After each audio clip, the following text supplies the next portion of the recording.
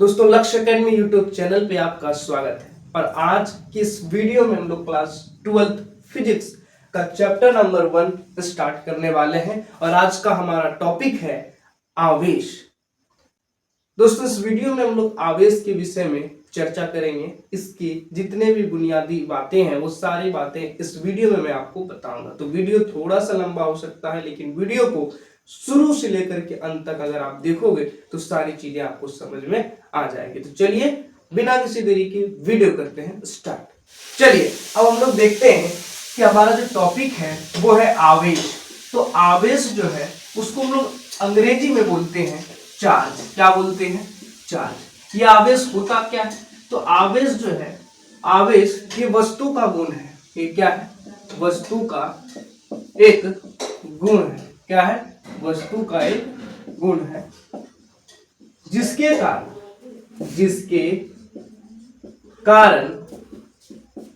कोई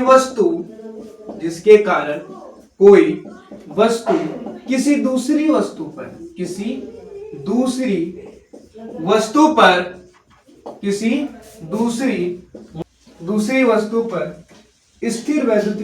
स्थिर वैद्युतिकी बल लगाता है। क्या लगाता है? स्थिर वैद्युतिकी बल लगाता है।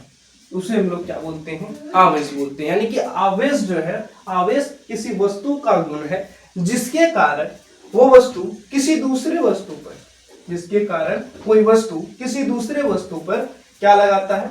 स्थिर वैद्युतिकी बल, इलेक्ट्रोस्टैटिक फोर्स। इसको क्या बोलते हैं? Electrostatic force. इलेक्ट्रोस्टैटिक फोर्स क्या होता है?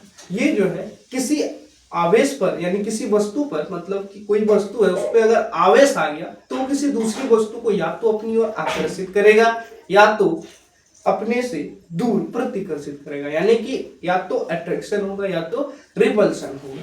ठीक, ये जो है आवेश को हम लोग क्यू से सूचित करते हैं। आप बड़ा क्यू लो या फिर छोटा क्यू लो, दोनों से ही आप क्या कर सकते हैं? उसको सूचित कर सकते हैं। ठीक, आवेश को बड़ा क्यू या छोटा क्यू से सूचित किया जाता है। इसका जो एसआई मात्रक होता है वो होता है कूलम। क्या होता है? कूलम। इसको जो है सी से सूचित करते हैं। किससे? सी से।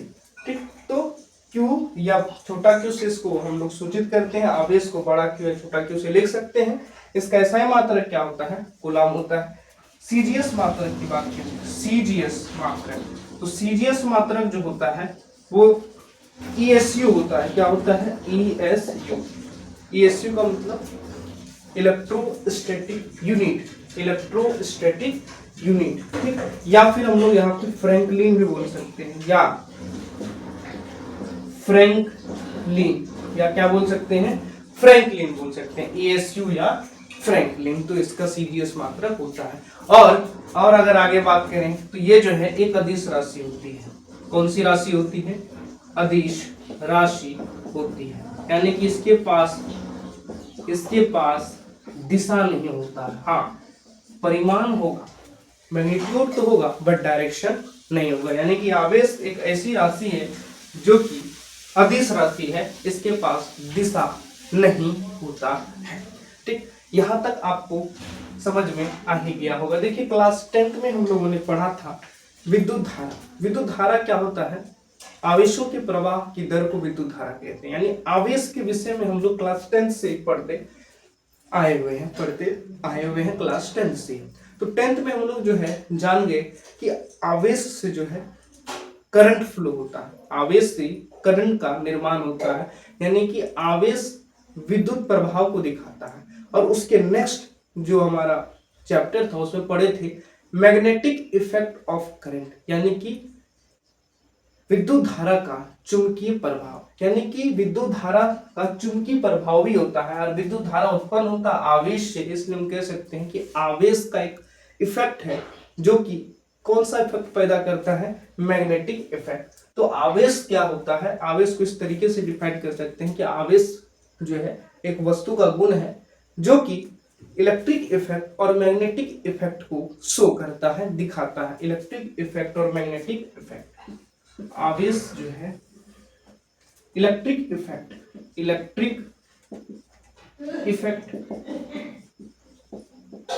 प्लस में मैग्नेटिक इफेक्ट दोनों को ही शो करता है, दोनों को ही दिखाता है। इलेक्ट्रिक इफेक्ट का मतलब विद्युत प्रभाव और मैग्नेटिक इफेक्ट का मतलब चुंबकीय प्रभाव। दोनों में क्या होता है, आकर्षण और प्रतिकर्षण होता है। तो यहां तक आप इसका स्क्रीनशॉट लीजिए, फिर हम लोग आगे बढ़ते हैं। ले लिया स्क्रीनशॉट, चलिए हम लोग आगे बढ़ते हैं। अब चलिए हम लोग देखते हैं आवेशों के प्रकार के बारे में। तो आवेशों का प्रकार जो है, आवेश जो है वो दो प्रकार के होते हैं। कितने प्रकार के? तो आवेश जो है वो दो प्रकार के होते हैं। कितने प्रकार के? दो प्रकार के। कौन कौन से? देखो, आवेश दो प्रकार का होता है। पहला है धनात्मक आवेश और दूसरा है ऋणात्मक आवेश। धनात्मक आवेश और दूसरा है ऋणात्मक आवेश। पहला है धनात्मक और दूसरा है ऋणात्मक। धनात्मक आवेश को हम लोग पॉजिटिव चार्ज इंग्लिश में बोलते हैं। क्या बोलते हैं? Positive charge. क्या बोलते हैं? पॉजिटिव चार्ज बोलते हैं। और जो ऋणात्मक आवेश है उसको बोलते हैं नेगेटिव चार्ज। क्या बोलते हैं? नेगेटिव चार्ज बोलते हैं अंग्रेजी में।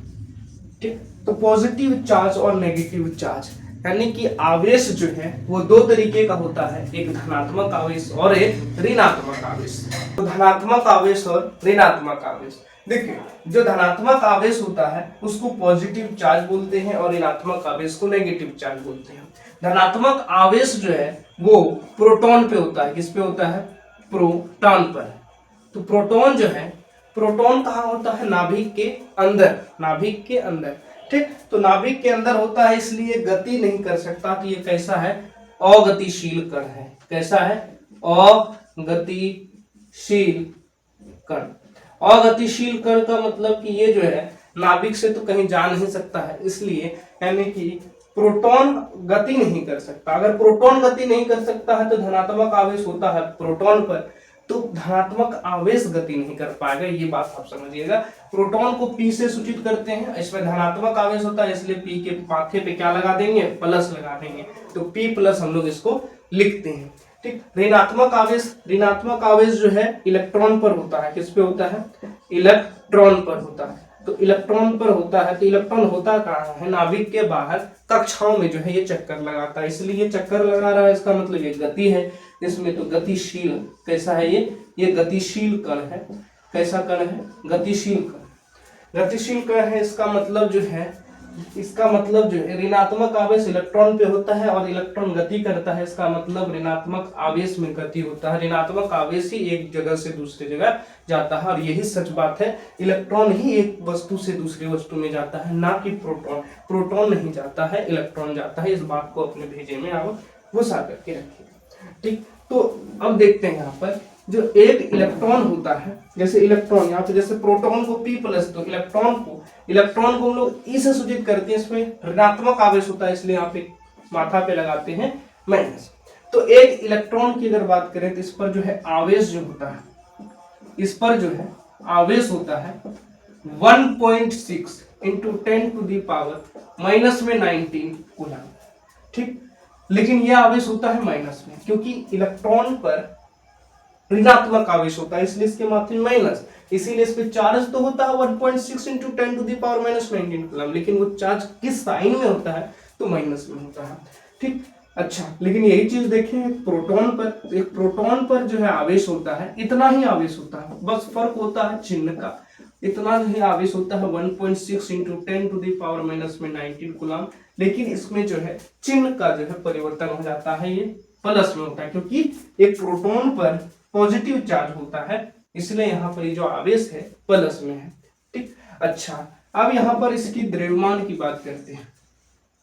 द्रव्यमान, तो एक इलेक्ट्रॉन का जो द्रव्यमान होता है, एक इलेक्ट्रॉन का द्रव्यमान, और यहाँ पे एक इलेक्ट्रॉन का द्रव्यमान को कहते हैं me।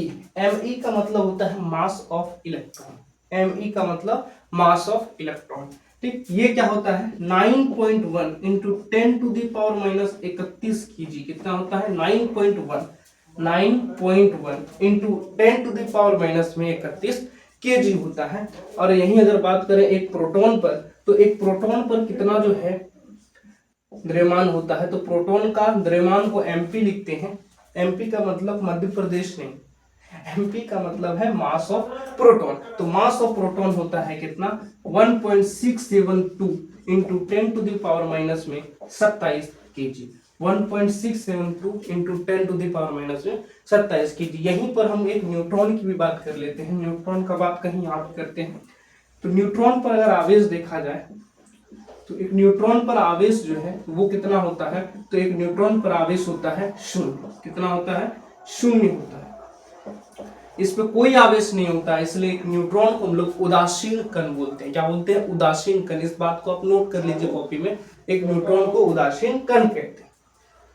एक न्यूट्रॉन को उदासीन कण कहते हैं। और एक न्यूट्रॉन का जो द्रव्यमान होता है वो, उसको हम लोग mn बोलते हैं, मास ऑफ न्यूट्रॉन। वो होता है कितना? इतना ही होता है, थोड़ा से इससे ज्यादा होता है 1.67, यहाँ 2 है तो यहाँ 4 होगा, इंटू 10⁻⁻27 kg। ठीक, बस थोड़ा सा अंतर है, यहाँ 2 है यहाँ पे 4 है, इसीलिए हम इसको जो है सिमिलर ही मान लेते हैं। इसको प्रोटॉन का मास और न्यूट्रॉन का मास को हम लोग बराबर ही मान के चलते हैं, लेकिन फिर भी अगर अच्छे ढंग से देखा जाए तो न्यूट्रॉन का मास प्रोटॉन के मास से ज्यादा होता है। यहाँ पे देख लीजिए 1.674 है इसका, यहाँ पे 1.672 है। इसको एक स्क्रीनशॉट लो, इसका नोट करो इसको फटाफट से। दोस्तों, आवेशों के बीच में स्थिर वैद्युतिकी बल लगता है, मैंने आपको पहले ही बताया था। चलिए यहाँ पे देखते हैं, आवेशों के बीच में जो है स्थिर वैद्युतिकी बल लगता है। यानी कि अगर कोई आवेश है, यहाँ पे कोई दूसरा आवेश है, तो इन दोनों पर क्या लगेगा? बल लगेगा। ठीक, लेकिन कैसे जानेंगे कि स्थिर वैद्युतिकी बल में, क्योंकि मैंने आपको बताया था कि ये 2 तरीके का लगता है, एक आकर्षण और एक प्रतिकर्षण। तो हम कैसे जानेंगे कि यहाँ पे आकर्षण बल लग रहा है या फिर प्रतिकर्षण? तो मैं आपको यहाँ पे बताता हूं। अगर असमान आवेश रहे, अगर असमान आवेश दिया रहे, तो असमान आवेश के बीच में जो है हमेशा आकर्षण का बल लगता है। कैसा बल? आकर्षण का बल लगता है। ठीक, पहला ये। दूसरा, अगर समान आवेश है, अगर समान आवेश है, तो समान आवेश में हमेशा प्रतिकर्षण का बल लगता है, हमेशा प्रतिकर्षण का बल लगता है। ठीक, अब यहाँ देखते हैं, यहाँ पर ये भी प्लस क्यू है, यहाँ पे ये भी प्लस क्यू है, ये भी प्लस वाला, ये भी प्लस वाला, एक ही जैसा। एक ही जैसा का मतलब समान आवेश। जब समान आवेश होता है, मैंने आपको बताया कि यहाँ पे क्या होता है? प्रतिकर्षण बल लगता है। यानी कि ये आवेश इसको कहेगा तुम इधर भागो, और ये आवेश इसको कहेगा तुम उधर भागो। ये कभी जो है एक दूसरे के पास यानी समीप नहीं आएंगे, एक दूसरे को दूर दूर भगाने का प्रयास करेंगे। ऐसे अगर ये नेगेटिव रहता, अगर नेगेटिव चार्ज रहता दोनों, तो दोनों में नेगेटिव चार्ज है, इसका मतलब ये समान आवेश हो गया, तो इसमें क्या होगा? प्रतिकर्षण का बल लगेगा। ये वाला चार्ज इसको इस तरफ भगाने का एक जो है फोर्स लगाएगा, ये इस पे फोर्स लगाएगा इस तरफ, ताकि ये दोनों एक दूसरे से दूर दूर हो जाए, ना कि पास पास आए। तो ये है हमारा। लेकिन अगर असमान आवेश रहता, अगर एक प्लस क्यू रहता और एक माइनस क्यू रहता, तो इनमें जो है, इनमें क्या होता? इनमें जो है ये असमान आवेश है, इसलिए आकर्षण का बल लगता, और ये एक दूसरे पर अपनी ओर खिंचाव बल लगाता। क्या लगाता?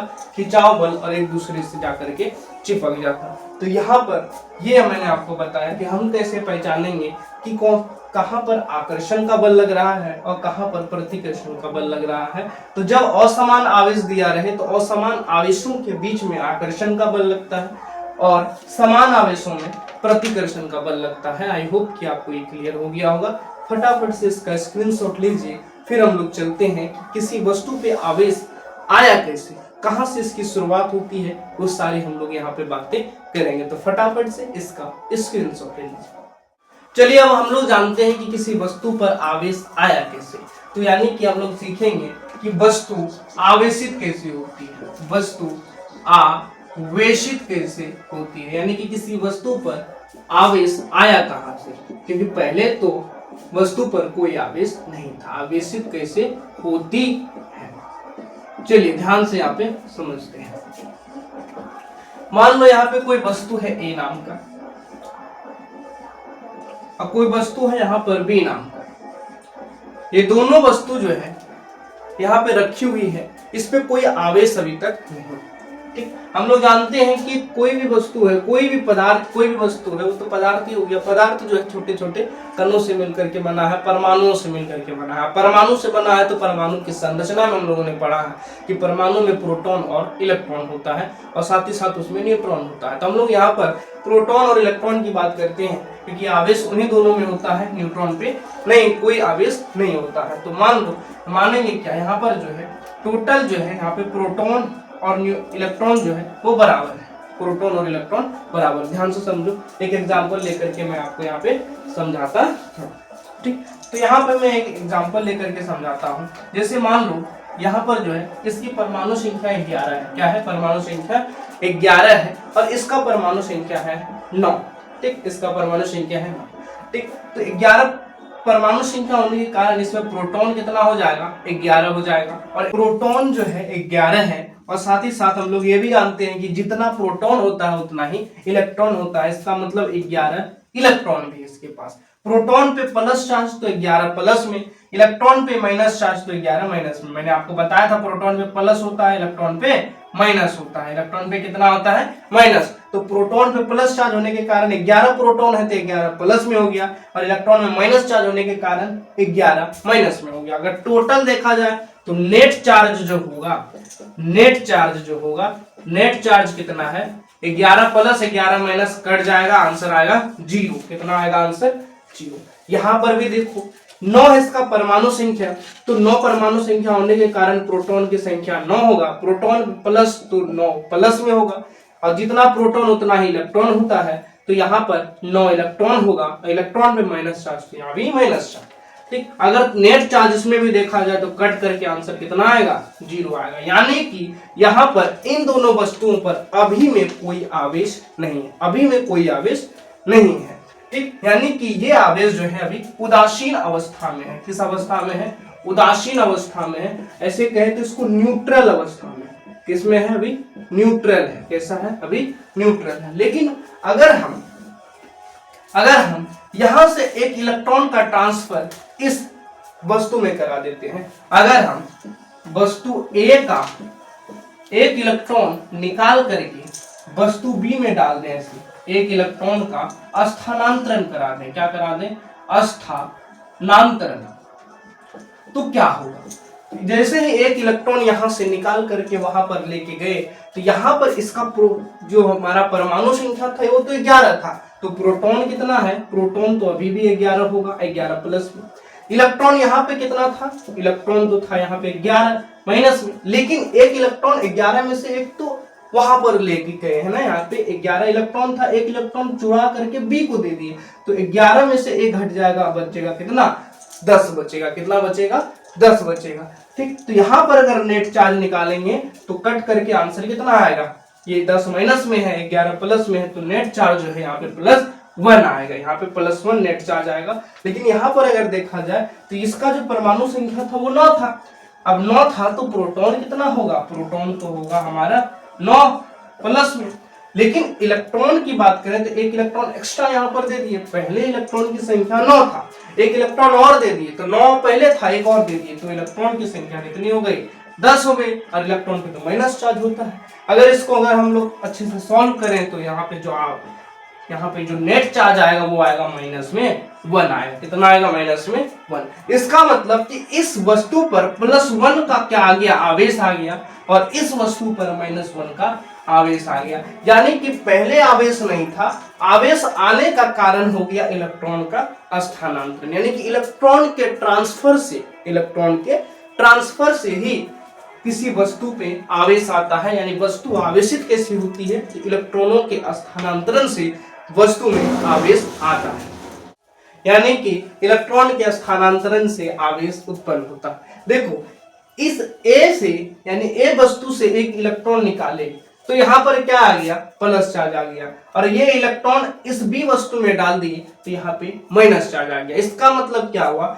जिससे इलेक्ट्रॉन की कमी होती है, यहाँ से इलेक्ट्रॉन निकाले तो कमी हो गया ना, तो जिससे इलेक्ट्रॉन की कमी होती है उसमें प्लस चार्ज आ जाता है, और जिसमें इलेक्ट्रॉन की वृद्धि होती है उसमें माइनस चार्ज आ जाता है। यानी कि ए में क्या हुआ था? इलेक्ट्रॉन की कमी हुई थी। क्या हुई थी? इलेक्ट्रॉन की कमी। और इसमें क्या हुआ? इलेक्ट्रॉन की वृद्धि हो गई। क्या हो गई? वृद्धि। तो जिसमें इलेक्ट्रॉन की कमी उसमें नेगेटिव चार्ज आ जाएगा, पॉजिटिव चार्ज आ जाएगा, और जिसमें इलेक्ट्रॉन की वृद्धि उसमें नेगेटिव चार्ज आ जाएगा। इसको आप स्क्रीनशॉट ले लीजिए, इसका नोट कर लीजिए, फटाफट से इसका स्क्रीनशॉट लीजिए। तो दोस्तों आज के लिए बस इतना ही। अगले वीडियो में हम लोग पढ़ेंगे आवेशों का गुणधर्म और आवेशन की विधियां पढ़ेंगे कि किन किन विधियों से हम वस्तु को आवेशित कर सकते हैं। इस वीडियो में हम लोगों ने आवेश के बारे में चर्चा किया, आवेश किसी वस्तु पे कैसे आता है वो बताया, और इलेक्ट्रॉन पे कितने आवेश होते हैं, प्रोटॉन पे कितने आवेश होते हैं, उसका द्रव्यमान कितना होता है, ठीक, आवेश का जो है एसआई मात्रक क्या होता है, सीजीएस मात्रक क्या होता है, वो सारी जो बातें थी वो मैंने इस वीडियो में डिस्कस करी। आई होप कि आपको ये वीडियो बहुत ही ज्यादा पसंद आया होगा। तो इस वीडियो को जाते जाते लाइक करना, चैनल पे नए आए हो तो चैनल को सब्सक्राइब करना, और इस वीडियो को अपने दोस्तों के पास जरूर शेयर करना। इसके अगले वीडियो के लिए इंतजार करें ताकि आपका नोटिफिकेशन आपके मोबाइल फोन में पहुंचे। इसके लिए आपको इस चैनल को सब्सक्राइब करना पड़ेगा। तो मिलते हैं अगले वीडियो में। All the very best.